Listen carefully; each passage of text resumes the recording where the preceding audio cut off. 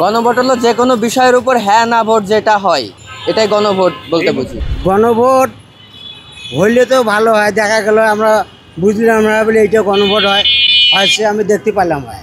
গণভোট আমি বুঝি না, আর ভোট কার গণভোট কারে কয় এটা তো আমি বুঝি না। এই মুহূর্তে আমি চাই বাংলাদেশ সরকার হিসেবে চাই গণভোট আমি ভালো বুঝি না, ওই যে যায় ওই আমরা লাই বালা, যে যায় ওই আমরা লাই বালা। গণভোট বলতে আসলে আমরা যে কি বুঝি বা না বুঝি সেটি আমি জানি না।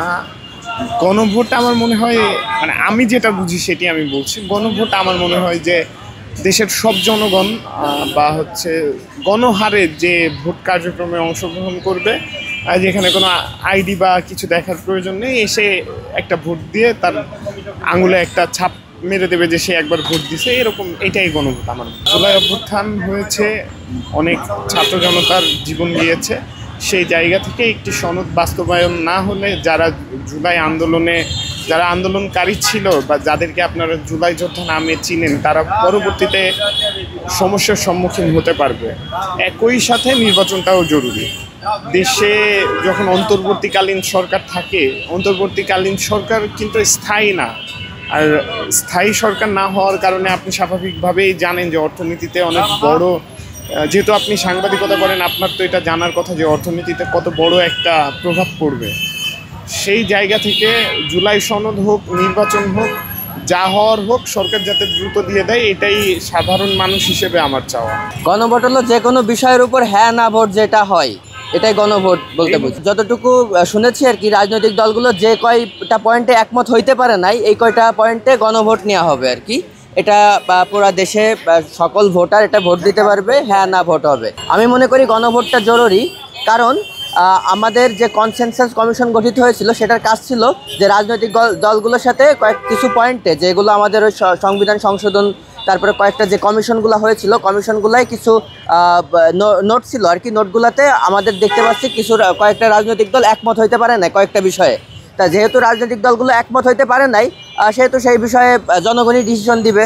গণভোট হইলে তো ভালো হয়, দেখা গেল আমরা বুঝলাম না বলে এইটা গণভোট হয়, হয়েছে আমি দেখতে পারলাম হয়। গণভোট তো বুঝি কেমন, গণভোট মনে করেন যে এতে পার্সেন্টেজ হবে, হওয়ার পর মনে করেন যে যারা কয় হাজার মিলি ভোট নিয়ে একটা এমপি গঠন হবে, তারপর এমপি গঠন করার পর মন্ত্রী তাকে দেবে, এই আর কি। হ্যাঁ, জুলাই আন্দোলনে যারা অন্যায়কারী তারা বিচার হবে, করবে, এই আর কি।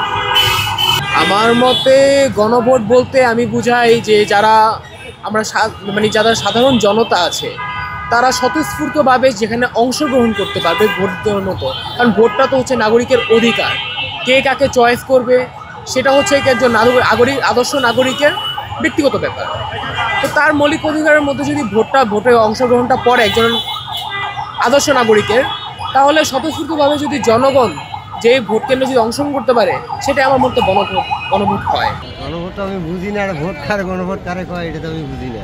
এই মুহূর্তে আমি চাই বাংলাদেশ সরকার হিসেবে চাই গণভোট আমি ভালো বুঝি না, ওই যে যায় ওই আমরা লাই বালা, যে যায় ওই আমরা লাই বালা। আমরা কারা থাকলে আমরা কি করবো, আমরা গরিব মানুষ, কি তা কইতার মুখ।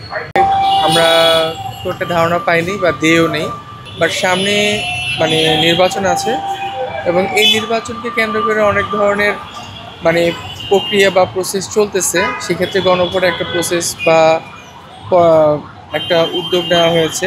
সো আমি মনে করি যে নির্বাচনটা যদি সঠিক হয়, সেটা গণভোটের মাধ্যমে হলেও সেটা যথাযথ নির্বাচন হতে পারে, অথবা যদি সেটা অন্যভাবেও হয়, সেটা নির্বাচন প্রক্রিয়াটা সৃষ্টি হতে হবে মূলত। এখন গণভোটটা একটা ওয়ে হতে পারে, এবং গণভোটের মাধ্যমে যদি নির্বাচন প্রক্রিয়া সুষ্ঠু হয়, তাহলে জনগণের কোনো সমস্যা নেই।